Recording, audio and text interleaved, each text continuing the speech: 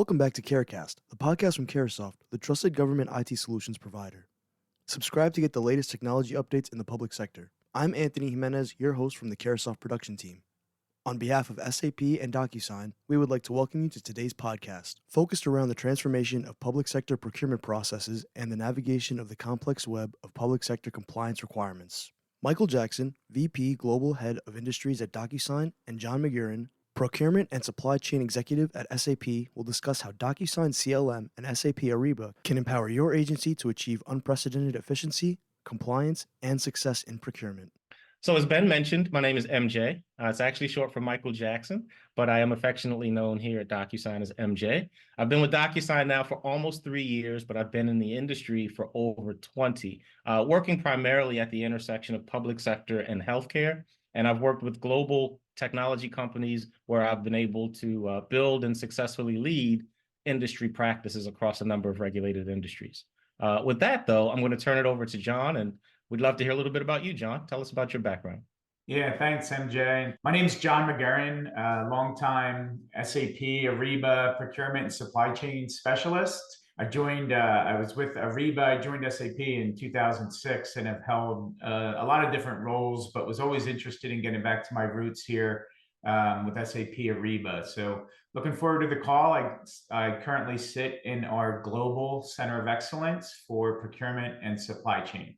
And I've been supporting our regulated industries here in the US for the last 8 years. And, that includes public sector. And I spend a lot of time working in our aerospace and defense industries and subsectors. So looking forward to the call. So before we dig into the actual content, I want to level set a little bit and share with the audience how we, DocuSign, along with our most strategic partners, including SAP, how we approach these types of innovative opportunities. You may be familiar with the term TCO, and what it normally stands for is total cost of ownership. But for purposes of today, we're going to transform that into trends, challenges, and opportunities, because we always start with trends that are happening across the industry because they often translate into challenges for our customers. And if we can fully understand those challenges, we can prioritize the opportunities to disrupt the status quo, disrupt business as usual, and help to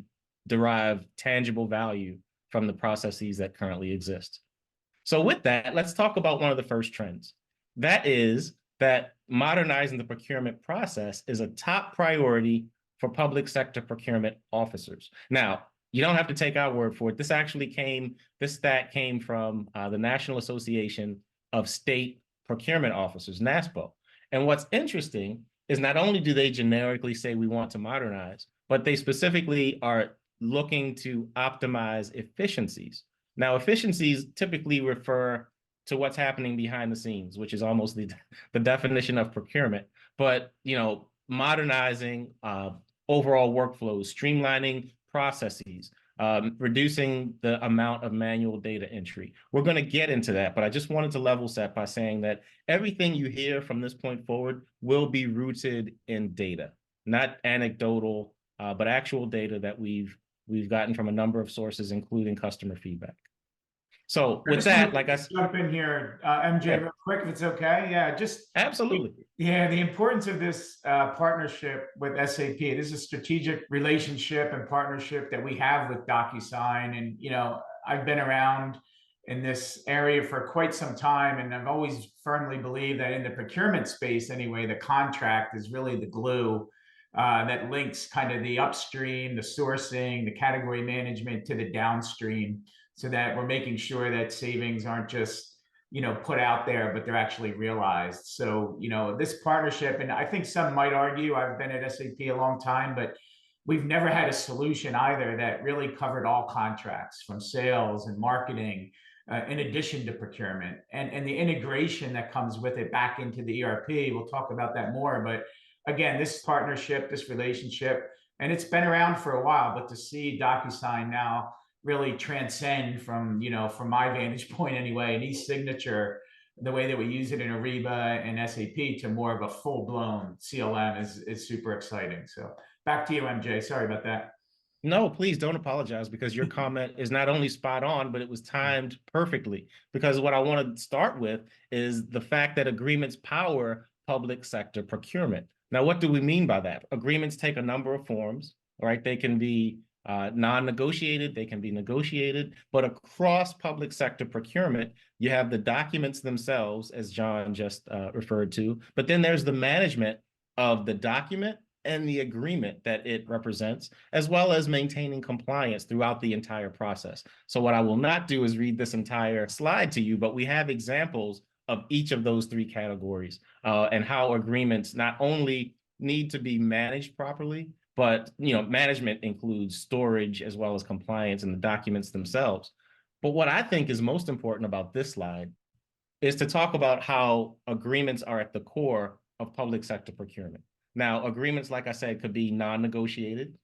And an example of a non-negotiated agreement is a simple form, right? Whether you are an employee requesting time off or a constituent enrolling into benefits, public sector is inundated with forms. And we know that 75% of all business processes across most regulated industries, but even higher in public sector, they begin with some sort of a form. But most forms are not negotiated.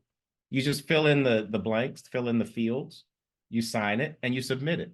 It either gets approved or rejected, right? Processed or sent back. What we're going to talk about today is the negotiated agreement. Those are agreements that get redlined and edited, negotiated. You have to come to certain terms about the terms, right? That's what we're going to talk about today. So please keep in mind the difference and the fact that DocuSign and SAP are entrusted about both types. But today in particular, we're going to talk about contract lifecycle management. And most contracts, like I said, are in fact negotiated. So let's take a typical one, an MSA, Master Services Agreement. From a very high level, these are the 4 steps that a typical MSA might undergo, right? First, you have to prepare the agreement. That often includes importing data from back-end systems like SAP Ariba, systems that already house the information that will typically populate the majority of the content of the new agreement. It also is important to note that you're able, as a customer, as one of our joint customers, you're able to leverage the investments that you've already made in such an ERP without having to rip and replace. You're simply adding a layer that adds to the overall experience. So preparation, like I said, is the first step. Next is review. Now, review is a generic term, but that includes the redlining. That often includes risk analysis. That includes the edits, the back and forth, the negotiation, the collaboration, and then the signature, self-explanatory, but it is not lost. And I should say that DocuSign is the global leader in e-signatures with a footprint of over 1 billion users. So it's really important that you leverage a signature solution that's trusted and proven. But then finally, management. Now, management can speak to the management of the agreement. It can speak to management of obligations that are contained within the agreement, or it can speak to management of all the variables that contribute to the terms that have manifested in the agreement itself. Let's take a look at what the manifestation, the manual processes as they exist today. Remember, our procurement officers are concerned about efficiency. So how can we make more efficient all of these processes that are today manual, even in enterprises often that have already invested in an ERP? Again, not going to read this to you, but just think about what exists today and how we could potentially make things better. Remember, TCO. O is the opportunity to disrupt the status quo. Now, I should also note that management also includes obligations management, audit trails, all of those things that take place after the agreement has been ratified. Now, let's talk about the agreement itself. Once you've got all those components at least identified and in process, there's a term that I'd like to introduce. It's called contract value leakage, and it often results in significant losses. Now, what is contract value leakage? You may hear terms thrown around regularly. People say, oh, I just closed a $10 million deal, or we just signed a $10 million contract. Well, that number, 10 million, it assumes ideal variables, ideal situations, right? It assumes that all stakeholders will adhere to the terms that are contained within the agreement. It assumes that the level of risk inherent in the agreement does not excessively exceed levels of risk as it relates to contracts that you signed previously. It makes a lot of assumptions, but it's not always the case. Oftentimes, the difference between a potential value of any contract before it's signed versus the actual realized value, let's say 12 months after the signature, there's a drastic difference. And in this next slide, I'm going to show you exactly what that looks like. So at the very top, you have, let's say, the first neon DocuSign green circle at the top of the illustration represents that $10 million, right? The value potential, assuming, like I said before, all things are ideal. Now, let's say, again, the risk inherent in the contract exceeded what you're typically established to handle. Value may have been left on the table with over or under commitment, vague performance measures. So that often leaves you with what we call residual value. That's the second DocuSign green circle that you see. So, okay, residual value may have taken quite a bit of value out of the overall contract. Let's say we've gone from a $10 million contract to an $8 million contract. Still decent, but now after the signature, let's talk about delivery and compensation errors, unenforced obligations. Are there late fees to be applied? And are there variable late fees, percentages versus dollar amounts? And are they based on external factors that you need to manage as well? Change management failures. Those can all quickly contribute to the overall value of a contract, dipping even farther from that residual value to what we see as represented as the lower neon green or DocuSign green dot. And that's the realized value. You can see it's really easy to go to a quarter or less of your potential value by not properly addressing all of these opportunities for value leakage. So you say, okay, I get that. And that is the first step, is to get it, to understand where these leakages can occur and how to address them. And so that's what we're going to talk about next, is how do we address the value leakage that occurs so often? Now, again, oftentimes up front, it's due to inaccurate risk analysis. And many times on the back end after the signature, it's due to inappropriate or inaccurate obligations management. So introducing DocuSign Contract Lifecycle Management, or CLM. It's really important to note here that DocuSign's been doing this for a number of years.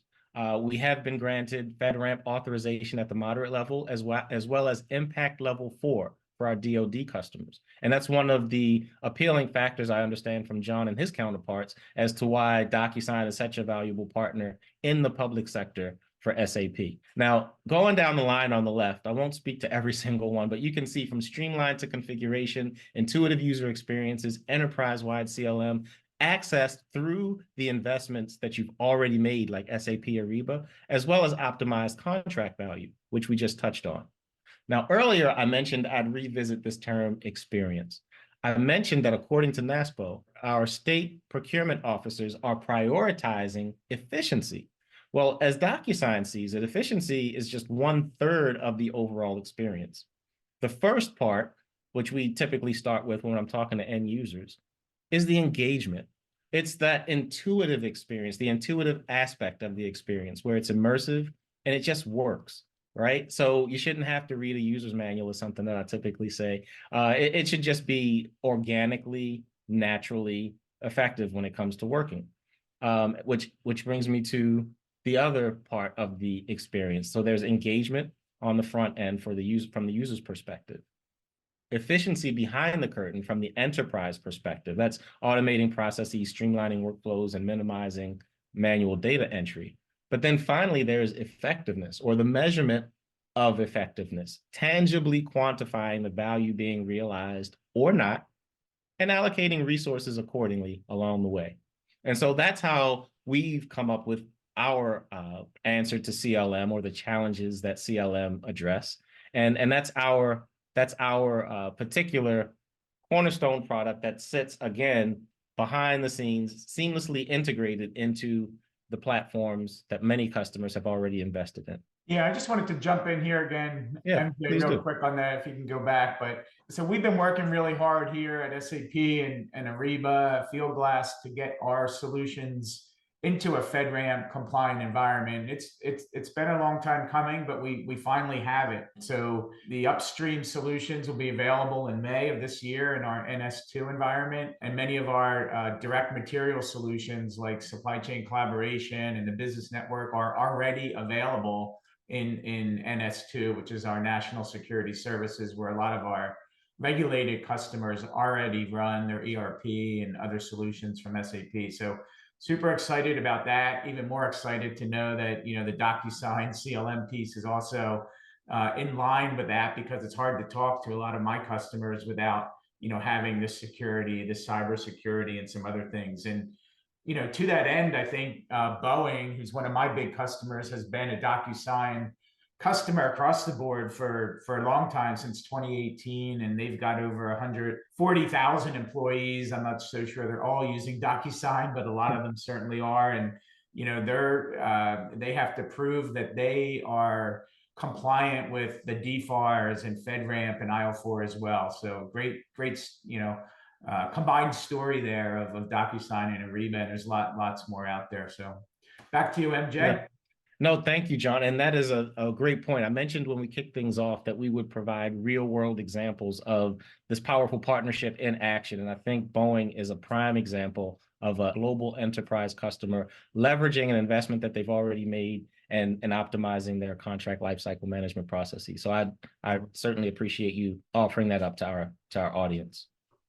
Now, the next thing I'd like to talk about is, you know, the fact that I said you don't have to take our word for it, my word or John's word, or even many of the customers that we're going to refer to, but an obvious third-party trusted source for ranking of these types of solutions in the category is Gartner.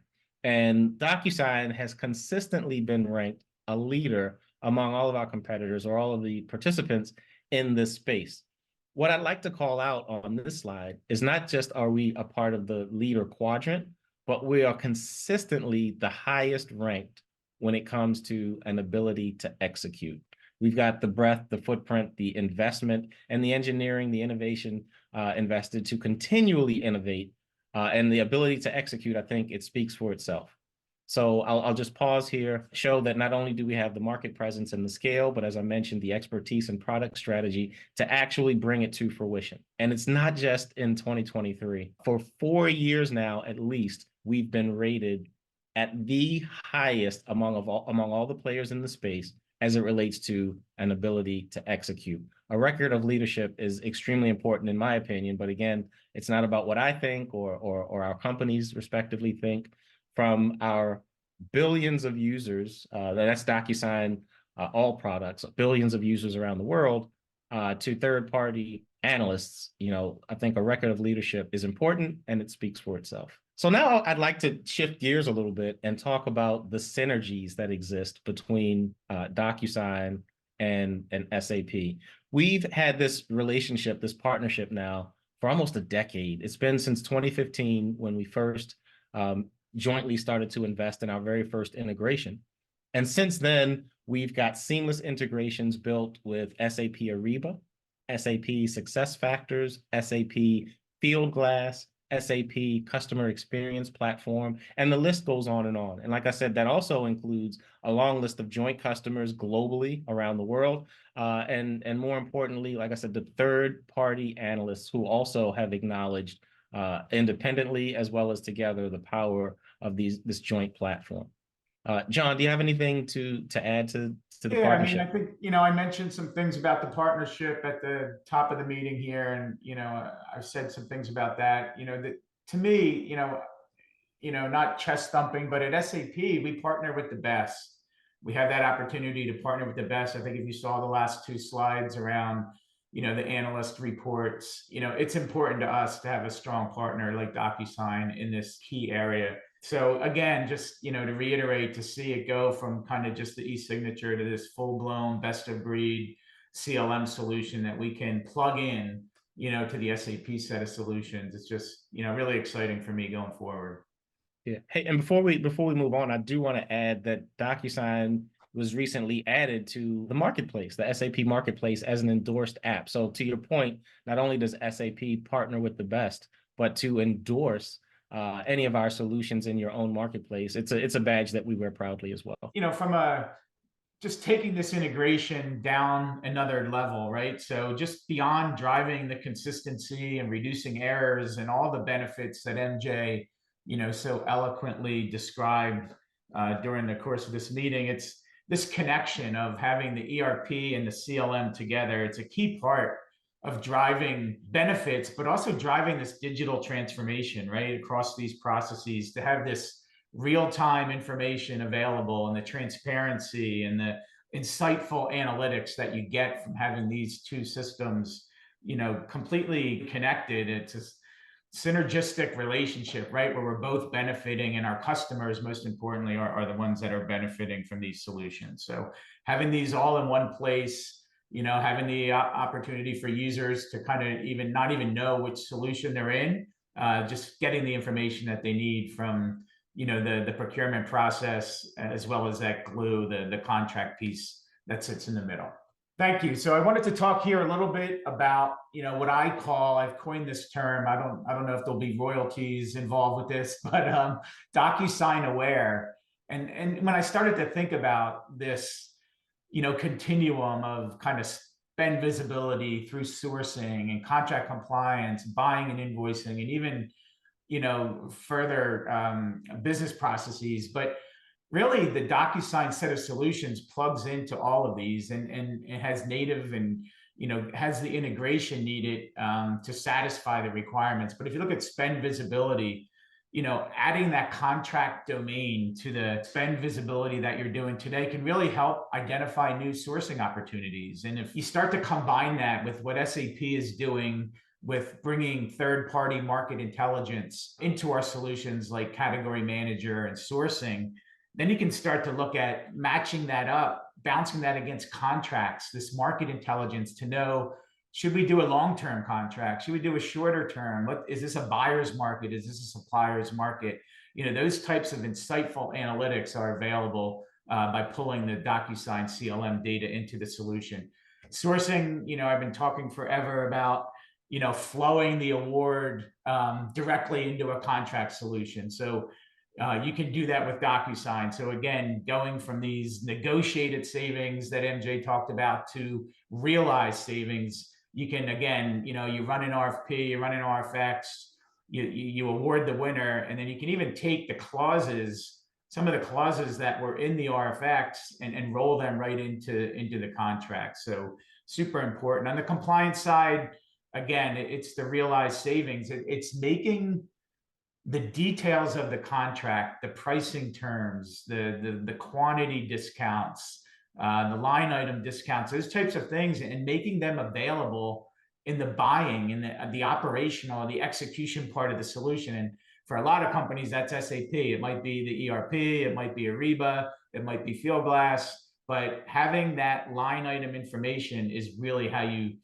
get to those realized savings. So super important.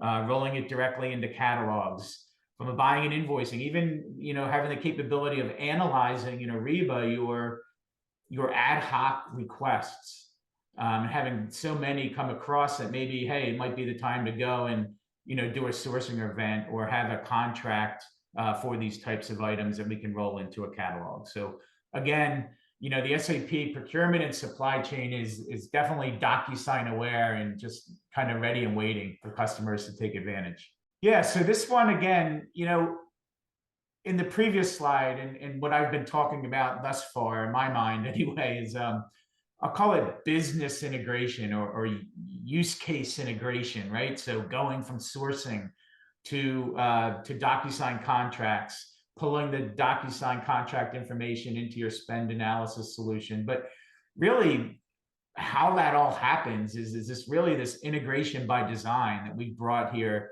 with DocuSign. And it's more the technical level, but you can't have the prior, or you can't have the former without the prior. And the plumbing, so to speak, is super important. And DocuSign brings this connector to the table here, and I'll let MJ talk a little bit more about how that works. Yeah, thank you, John. So I talked earlier about TCO, right? Trends, challenges, and opportunities to disrupt. And so what you see in the blue box on the left is just one example of a challenge that we've heard from our customers that is a result of the trends that we find bubbling up. And that is, that requisition and contract data, they live in different systems, resulting in duplicative work, manual data entry, errors, and a lack of consistency. And so when we think about this integration, I'd like us to think about a single source of truth, a singular repository where data can be imported into or exported out of in order to maintain consistency and validity of the data that's being used to populate contract fields, pre-populate forms, et cetera. It results downstream in a consistent workflow, a single source of truth, and most importantly, an improved experience where value can be measured and realized, actually tangibly measured up to the potential value of the contract, rather than being left with the residual or the realized, often 1/3 overall value that currently is the state of business for many folks who are still using outdated manual legacy systems with manual processes. Now, on this slide, what I'd like to do is talk a little bit about the benefits of the partnership. John mentioned it earlier. He talked about synergies.